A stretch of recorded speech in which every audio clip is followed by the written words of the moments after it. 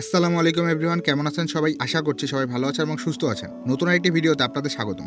গত মাসে বাংলাদেশে কাছাকাছি প্রাইস রেঞ্জে দুটি বাইক লঞ্চ হয়। প্রথমটি হলো হোন্ডা হর্নেট 2.0 এবং অপরটি ইয়ামাহা এফজিএস ভার্সন 4। কেউ যদি বাইক দুটির যে কোনো একটি কিনতে আগ্রহী হন এবং কনফিউশনে থাকেন কোনটি আপনার জন্য ভালো হবে, তবে আজ আপনাদের 5টি পয়েন্টে আলোচনা করব বাইক দুটির কিছু পার্থক্য নিয়ে, যা আপনাদের বাইক কেনার ক্ষেত্রে সহযোগিতা করবে। তো চলুন কথা না বাড়িয়ে মূল ভিডিওটি শুরু করা যাক। প্রথমে কথা বলি বাইক দুটির ডিজাইন নিয়ে। হর্নেট 2.0 একটি অ্যাগ্রেসিভ এবং মাস্কুলার ডিজাইনের বাইক। এতে রয়েছে শার্প ট্যাঙ্ক, এলইডি লাইটিং এবং স্পোর্টি গ্রাফিক্স। অপরদিকে ইয়ামাহা এফজিএস ভার্সন 4 এ রয়েছে একটি আধুনিক এবং রিফাইন লুক সহ মাস্কুলার ডিজাইন। এতে এলইডি ডিআরএল, এলইডি হেডলাইট এবং স্টাইলিশ বডি প্যানেল রয়েছে। লুক ব্যক্তিভেদে নির্ভর করে, তাই লুকের ক্ষেত্রে আপনি কাকে এগিয়ে রাখবেন তা কমেন্ট সেকশনে জানান।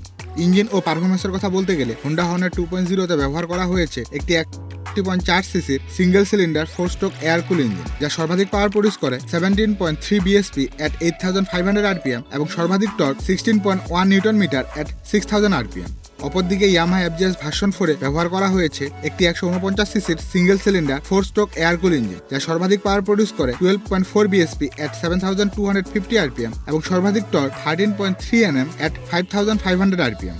দুটি বাইকে ফুয়েল সিস্টেম হিসাবে এফআই ইঞ্জিন এবং 5 স্পিড গিয়ারবক্স রয়েছে। ইঞ্জিন ও পারফরমেন্স সেগমেন্টে হোন্ডা হর্নেট 2.0 এগিয়ে থাকবে অনেকটাই। হোন্ডা হর্নেট 2.0 থেকে টপ স্পিড পাওয়া যাবে 130 কিলোমিটার পার আওয়ার, অপরদিকে এফজিএস ভার্সন 4 এ 115 কিলোমিটার পার আওয়ার। সাসপেনশনের কথা বলতে গেলে হোন্ডা হর্নেট 2.0 তে রয়েছে ইউএসডি সাসপেনশন, যেখানে এফজিএস ভার্সন 4 এ টেলিস্কোপিক। কমফোর্টের কথা বিবেচনা করে এবং লেটেস্ট টেকনোলজি অনুযায়ী এখানে হর্নেট 2.0 এগিয়ে থাকবে। ব্রেকিং সিস্টেম হিসাবে দুটি বাইকেই রয়েছে সিঙ্গেল চ্যানেল এবিএস, অর্থাৎ এক্ষেত্রে ড্র। এডিশনাল ফিচার্সের কথা বলতে গেলে হোন্ডা হর্নেট 2.0 তে রয়েছে সম্পূর্ণ এলইডি হেডলাইট, টেল লাইট এবং ইন্ডিকেটর, সাথে সম্পূর্ণ ডিজিটাল ইনস্ট্রুমেন্টাল ক্লাস্টার, যেখানে speedometer, tachometer, fuel range, clock সহ অন্যান্য তথ্য পাওয়া যাবে। আরও রয়েছে engine kill switch, hazard light switch, side stand cut off এবং স্প্লিট সিট।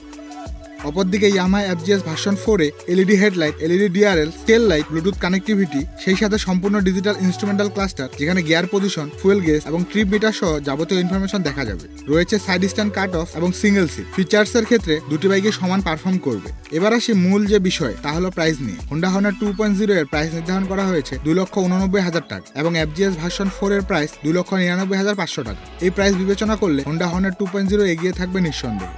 ওভারঅল কম্পেয়ার করলে Honda Hornet 2.0 Yamaha FZS version 4 থেকে বেশ কিছু পয়েন্টে এগিয়ে থাকে।